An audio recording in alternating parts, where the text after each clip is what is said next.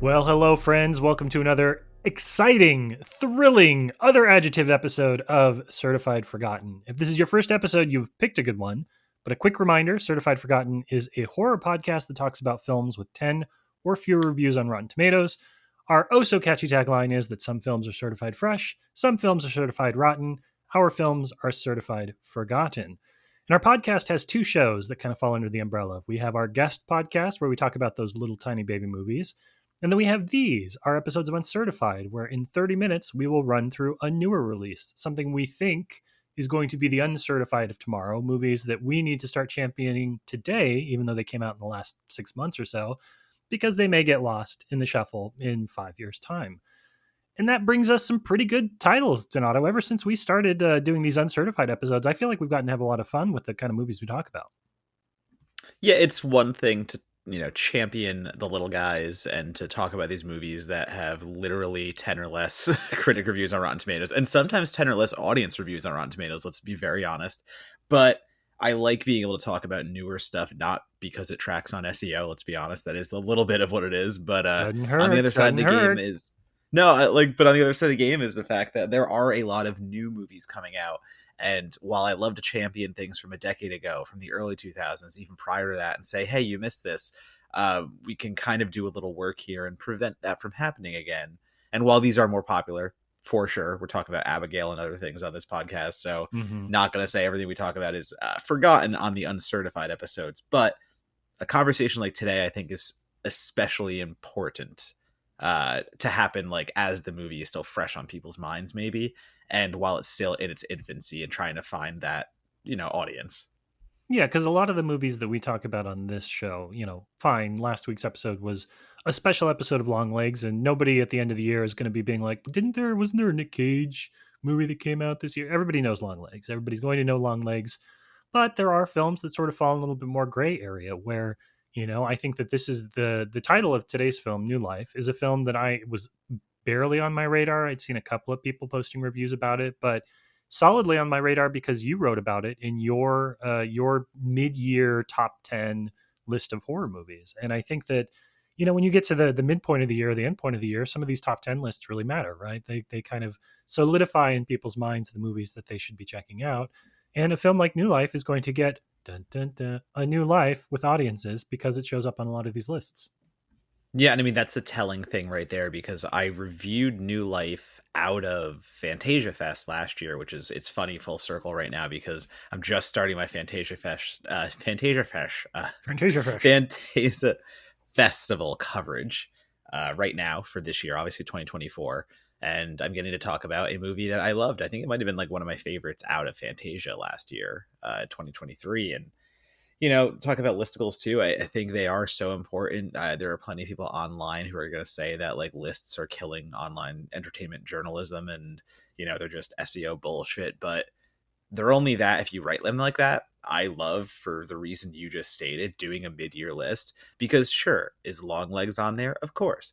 But is Exuma my number one? Is Infested my number two? Is New Life on there? Is Oddity on there? Like, I'm not making these lists with a bias, and I'm not making this list to say like, look at all these indies that you missed. I genuinely believe it. Like, literally, look at all these indies that are out there crushing it, and I hope you can find them too. I mean, like, if you don't think there's value in that, I kind of think that your mindset on these lists is the issue, not the lists themselves. For sure. And any disparaging comments about horror lists is an act of slander against our good friend Meg Navarro, who writes the best horror lists in the industry. So there is space for movies like this to show up on all those lists. Every week, 5 new recommendations from her, and they're always fucking new recommendations. Like, there's nothing repeated. Every time I am just blown over, and like that's how I've discovered certain movies. 100%. She's a goddamn machine. But let's talk about today's film. So today we're going to talk about New Life, and if you haven't seen it, it is not available for free streaming, I guess is what we would say on any platforms. It is available for rent, and it is worth the rent. It's only $4.99 or something like that. I recommend you check it out. But a quick plot synopsis for those of you that are going to pause the episode here and go watch it and then come back and listen. Jessica Murdoch's life is just starting out. So when she and her boyfriend find themselves in the crosshairs of a mysterious government agency, Jess isn't willing to go down without a fight. On her tail is Elsa, a veteran operative who is working to accept a recent ALS diagnosis. When their two paths cross, Jessica learns that she may be patient zero for a deadly disease, while Elsa learns that her disease may not be the death sentence she feared. Written and directed by first time filmmaker John Rossman, New Life is the hardest horror film of all, a film about the price of staying alive. That is New Life. It's good. Go check it out. Go check it out and watch it right now. Come back to us. Now that you're back, Donato, talk a little bit about your first experience with this film. You mentioned that you saw it at Fantasia Fest. I would love to know how this movie landed among you and some of your colleagues seeing this for the first time on the big screen. Also, I will correct you and say I definitely watched as part of my virtual. I was not there when it played the big screen, so The I small did screen. Tell the, me, s- tell the me how small this screen. played with you and your colleagues playing on the small screen. It played for me and Amelia well, like how Okay, your colleagues. It played for me and my roommate very well. awesome. I actually forget. I think I liked it more than she did. It was a little slower for her taste, if I'm remembering correctly. But you know me, I'm not usually the slower burn kind of guy. Mm-hmm. But I love a good concept, and I also love a microcosmic look at a bigger idea. And what got me here and what really worked for me in New Life is you have a director that is approaching the idea of global pandemics from a very patient zero, how does this start kind of mentality. And even saying that is misleading on what I think the beginning of the movie shows, Yes. because what the beginning of the movie shows is a procedural. I think somewhere in my review I wrote like it's Jason Bourne meets 28 Days Later to a degree, and obviously those are big mainstream comparisons. We can drill down to much better ones, but if I'm trying to hook somebody, like that's what it is. It feels like there is a secret agent on their mission, and they are hunting someone who is running for the Canadian border. And in all of that, the information that is leaked out, so like someone is calculating every single point to leak information out and reveal the mystery. And I think the way that Rossman does that and the way that he lets you in onto what's actually happening is so fucking good. I think the pacing of the film, for as I don't want to say slow, but as for as meticulous as it is, hell yeah. Yeah, it is. I think when I had sat down to watch it, you had told me that I was in for sort of a 90s viewing experience. Because this is a film that seems to be, we've talked on the show a lot about the notion that the 80s are starting to move out of style, the 90s and even to a certain extent the 2000s are now where we see filmmakers drawing inspiration. People that came up on 2000 movies, people that came up on 90s movies are making movies, and are you can kind of see around the margins in terms of story and music selections and action sequences and all of that. What they grew up watching, their influences are being revisited on screen for our enjoyment. And I think that John Rossman, I think you're right. I think John Rossman has made a film, and if if you read interviews with him, he talks about a lot of like slow burn. He talks about the writer. He refers to Michael Clayton as inspirations for these movies, like really procedural, slow, like character driven sort of stories. And there is a what I think of is that sort of the 90s influence in all of this is right. Like when you talk about those sorts of movies, when you talk about films that are about like characters and not heavy plot but sort of unfolding stories, there's almost like a cinema verite assumption there, right? That it's like a slice of life and it feels sort of shapeless. I don't want to say that it's bad, but like there's not a lot of form to it, and you're just sort of experiencing life alongside the character. But this is a highly plotted movie. This is a very story driven movie. It has strong procedural elements as the character of Elsa is sort of organizing this multi state, potentially multi country manhunt for this character. It feels like a Big Brother 90s kind of thriller, where for a period of time in the 90s it was all in vogue that you would basically have like the hacker that they're calling back at the home base or whatever, and he's like, all right, tapped into their cell phones or whatever. It has that kind of vibe. It is operating in the kind of like mass surveillance style of storytelling that really rose to prominence in the 1990s. But it also does have the really small character driven stakes. It is part of the fun of watching films come up out of an era or be influenced by an era is that you get to see how genres and ideas kind of mash together. And something like New Life for me is really exciting because it shows that you can have sort of like the high concept high execution type of things that you would see from a Michael Bay movie or whatever in the 1990s, but have it at such a small scope and scale. Your story doesn't need to be a hangout movie. It doesn't need to be like two characters, hiding out from a zombie apocalypse in a car, which is a terrible example because I fucking love that movie. But like it's that kind of a thing where like you can be ambitious, you can do bigger things. The technology has sort of leveled the playing field for you to tell bigger stories at the same price that you would have told smaller stories for before. And I really like that about New Life. It feels very intimate in the way that it handles its material, and just playing off everything you just said, which is 100% correct. I do like the viral elements of it. I do like the quote unquote zombification element, not to give too much away, but where this movie goes, it feels very much a more toned down The Crazies, and I love The Crazies, the remake, probably more than the original. But that idea of like, how does an outbreak happen? Where does it start, and how does it actually get out? We always see the after effects. We always see either or maybe not even the after effects, but we see it in a large town. We see it with a large population. There's so much storytelling that goes in. Yeah, we want the most amount of bodies, the most amount of chaos. So let's do it in a big area, a nice populated area. But I like how New Life kind of dials that all the way the fuck back and asks, all right, like what if someone just wants to live the rest of their life and like they are fleeing mortality, like this, like the mortal coil, all that shit, like Yeah. someone is just terrified. It's not about malicious intent. It's not about a terrorist trying to like spread some disease or something. Like it's literally about a person who is scared and just doesn't want to die and has this idea of, maybe what they want to do one last time, or how maybe that can even save them, whatever it is. Like it's so much of a personal story. It's not about just kill all the infected, blah blah blah, like the easy way out. I mean, Yeah. there's time for that. There's plenty of time for that. I love movies like that. Give me the gore, give me everything.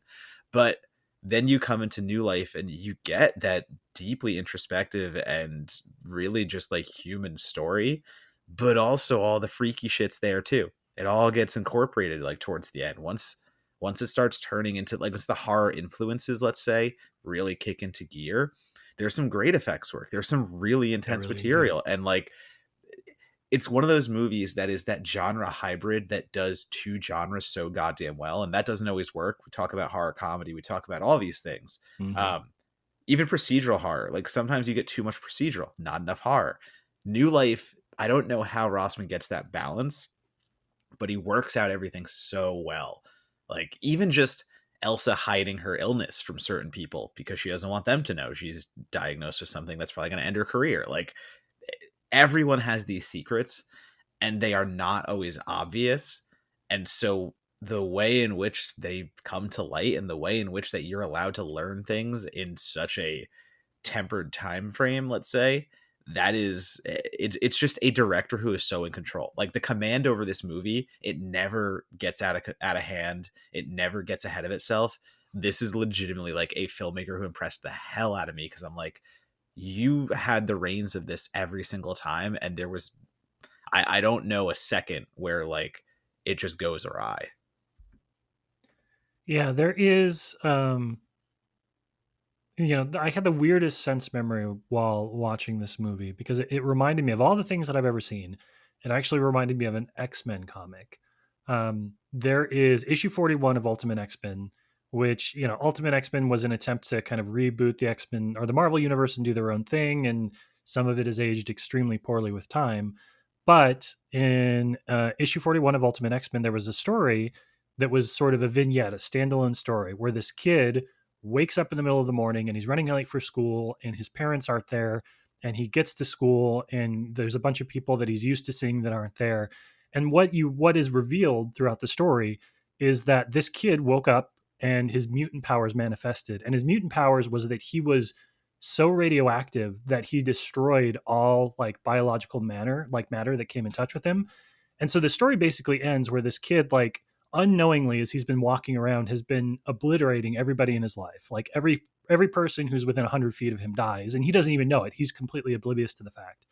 And the story ends where he is hiding out in a cave in the middle of the woods because he finally figured it out. And Professor Xavier has sent Wolverine to kill him. And that's the end of the story. He's like, he gives him a beer and he basically tells him, life ain't fair, kid. And then he kills him because there is no upside to this kid's mutant powers. He is just death and just destruction. And I remember reading that story and thinking it was a really fun take, a really fun spin on the fact that, like, yes, within the context of mutant stories, some people turn out weird, but every kid has like what you would think of as sort of superpowers. This kid's superpowers were basically just that he was walking death. He was like the atom bomb personified. It wasn't fair. It wasn't his fault. He didn't choose this, but for the greater good, he had to be put down and he had time to come to the acceptance of that at the end of the story. And the way that that sort of played out, the way that this plays out in New Life is a very similar sort of story. They do a really good job of setting up, and obviously we're a little bit in spoiler territory here, although sort of not, because if you watch the trailer or seen the promotional films, you've seen hazmat suits, and I think you're probably smart enough to kind of put two and two together and recognize a hazmat suit very rarely means good things. But it is that same sort of story. Like, Jessica Murdoch is an innocent. She did not ask for what happened to her to happen to her. She's not knowingly going around going through these towns and communities and harming the people that she comes in contact with. And that makes it a story about, pure gray. Like, it is a morally gray story, not in the way that we're used to saying, like, it's not, and not a morally gray story in the sense that it is refusing to be either good or bad, but it truly exists in a space where there is no good outcomes for these characters. There's no moral high ground. There's nothing for us to sort of latch on to as like a positive outcome or a happy ending. And if I've said it once, I've said it 1,000 times in these episodes. My favorite thing that horror does is have their characters make the right decisions and have it lead to the worst outcomes, because they never really had a prayer to begin with. And in this movie, these characters make the best decisions they can, and it just doesn't fucking matter. Yeah, I love that take on it, and also that very much parallels that comic you're talking about. Like, that is 100% what I felt watching this movie. And yeah, it's the little things where, again, like going back to the horror, let's say, stereotype, or the horror like template, where a outbreak movie, you don't really have to care about the people once they're turned, because they're Mm-hmm. just turned as part of a wave of mutilation, whatever it is. Like, a zombie bites a person, they turn into a zombie. There's no, like, the zombie didn't think about it. The zombie didn't make that choice. It's just programmed to do it. The rage virus, whatever you want to call it. Like, all those things are the same thing. But when you have Jess doing it, and when you have Jess, who again is everything that we just said, like a bystander for all intents and purposes. And now it is not only like does she have to reckon with her own fate, but all of the other people she has, whether inadvertently or selfishly, harmed along the way Mm-hmm. and put in that path. Like, there is so much of that greater good, moral fable kind of stuff interwoven in there. And I am so impressed that it doesn't fall apart. I'm so impressed that it is Yeah. able to continue from start to finish. And I mean, that's Elsa in there too. Like, it's Elsa knowing that her end is coming. Like, she has ALS. That is not something you're rebounding from. You are going to deteriorate, and that's about it. So the way that they are both paralleled and like hurtling towards an I don't want to say inevitable, but like an inevitable conclusion. I mean, we both know where they're headed. We both know how this is probably going to go. And whether it does or not, like, I won't say, but I will say that, like, you find the best way to end those stories in this circumstance. Like, it, there's just, it's this vastness. There is just this shitty quality that you get to. Like you said, not shitty isn't bad, but shitty Right. isn't the world is shitty. And good things, or sorry, terrible things happen to good people sometimes. It's just how it goes. And that is also a message that has been beaten over the head in so many movies. Like, I mean, we've seen that used over and over again, Oh but yeah. everything here in New Life feels either so genuinely, authentically crushing, or legitimately fresh and like legitimately invigorated. It brings me back to something like Jack Shoulders the Hidden, or a movie like that, where it's seven genres, and but like it starts out with a car chase scene, but then there's creature effects that look like they're from The Fly, but then it's a sci-fi comedy, and like there are so many things going on and none of them should work, and yet they come together and you're like, that was super entertaining, that ruled. I don't know how that all fit in the puzzle pieces, like who thought those could snap into place, but when you take chances like that and you take risks, sometimes they turn out not so good. Let's be honest. Yeah. Sometimes they turn out like New Life, and I'm happy we're talking about it now because it's one of those movies that I put on my list. Like, two people were like, "Oh, New Life, hell yeah, that movie rules," and everyone else is like, "Oh yeah, Abigail, that movie rules." I feel like New Life kind of just, as many movies do these days, because there are so many movies coming out, there are so many platforms to watch, there are so many ways to watch movies. Why would I rent something on VOD when I can just go on Netflix and watch it on something I'm paying for already? I get it. I get all that out there, but New Life is one of those casualties where it might have a limited theatrical run, if it even did, and then it goes to that VOD pricing, and then it just, it's word of mouth at that point. Who saw it at Fantasia? Who was able to get their hands on it early? And I am happy it has about 60 critic reviews. That means a bunch of people, Yeah. actually gave it a time of day. But even then, it's about the audience finding it, and especially a movie like this that doesn't sell itself in one lane, and it relies so much on people like us saying you gotta hang on for the whole movie, like it's a whole experience, don't take it at face value. Right. Though, like, those are the hardest to sell, because I can't just say, oh, it's Abigail, it's about a fucking vampire ballerina, it's gonna tear people's throats out, it's great. The simple, you know if that movie's for you or not. New Life, oh yeah, it's a horror procedural kind of outbreak thriller, kind of really depressing take on life, also fulfilling in some ways because the world is just an unknown and we're all just hurtling towards inevitability. Yeah, go watch that. Sounds great. The feel good movie of the year. Yeah, yeah, yeah. It's also worth noting too, when we talk about our frustration, and by we I mean you and I, but also I mean more broadly, horror critics in general. When we talk about our frustration with trauma as a horror trope, part of what we talk about with that, I think part of the thing that we've all sort of tapped into as a frustration point is that trauma has become sort of, it's the notion that trauma is something you do to your characters in order to give your film depth has sort of stripped all agency from a lot of horror characters. And I know I beat up on Talk to Me a lot, but part of the frustration for me with that movie is the notion that, like, by sealing your characters in trauma and never giving them an opportunity to move past it, you're preventing them from healing, you're preventing the people around them from being supportive. You're just sort of saying, like, this person's situation sucks, it'll never get better, and they could never take steps towards making it better. They're stuck in this situation and they lack the ability to get out, and we're just going to accept that is how it is. But I think what Sonia Walger is doing in this film, who plays Elsa, she's the character that is has an ALS diagnosis and is learning what her life. A good chunk, a not unsizable chunk of the movie is about her just talking to, like, ALS advocates and other people who are in advanced stages of ALS, and, like, learning what her life living with the disease is going to be. This movie, I think, is a great example of the difference between trauma and grief. The characters in this film, Elsa is grieving. She is in stages of grief. She is trying to work towards acceptance, and she doesn't know if she's going to be able to get there. And they talk about that explicitly, about her unwillingness to kind of continue on.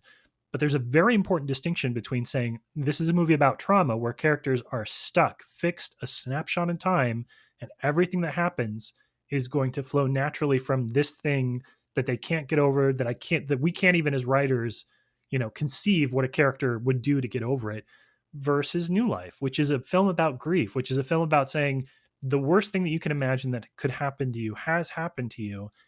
And that isn't the end of your story. That doesn't have to be the thing that defines you forever. There is still opportunities for you to come to some kind of acceptance about it. Obviously, it doesn't always work out well for everyone in this particular movie, but I think that's a delicate and beautiful balance that the film does. Is it does grief and it doesn't do trauma.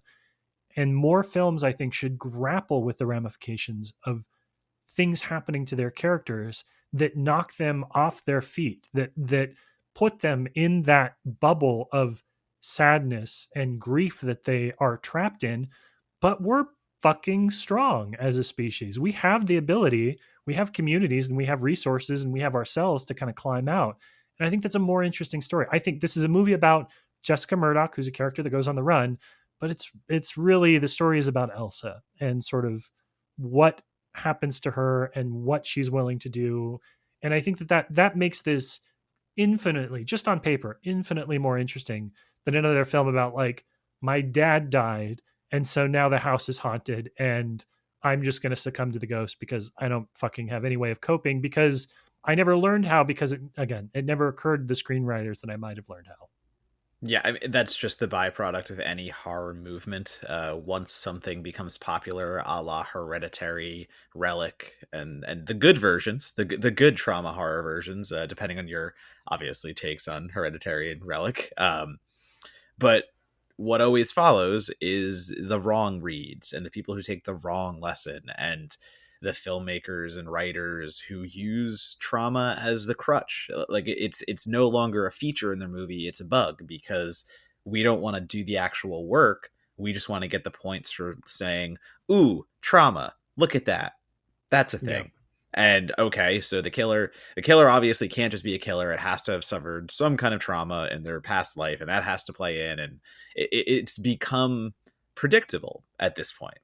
Yeah. We can't just have a horror movie be a horror movie anymore, quote unquote. Like, however you want to define that, it has to mean something. The problem is, not everyone knows how to make it mean something. So you get a bunch of scripts that just force trauma in somewhere because it's what's in vogue and it's what other people are doing, and that's what's popular. So I think we're finally on the tail end of that. I think I agree. we've finally dug ourselves out of that hole after digging way deep in there.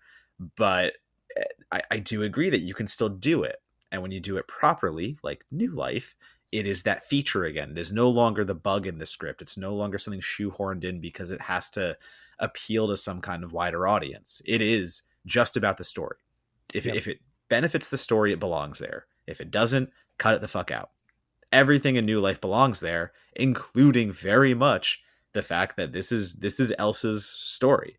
This is Elsa going through shit. This is Elsa trying to figure things out, and maybe there's that outbreak thing happening too. But guess what? It is about what you just said. Yeah. And it's also worth noting, you talk about sort of the themes that this film has. I was struck on my watch the ages discrepancies between the characters, that everybody that works for the agency is Gen X or Boomer, and they're chasing these, millennials around. And I was like, you really don't need to hit any harder than that. You don't need to underline it. You don't need to put an exclamation point. Just cast. And we're like, okay, yep, I get what you're doing here. That's subtle, and I appreciate it. Um, we usually end the goal with the uncertified episodes is to talk about if it's a Donato or a Monagle movie, and we could say a lot more about New Life, and honestly, probably we'll commission some writing about it at some point, because I'd love to see what people have to say.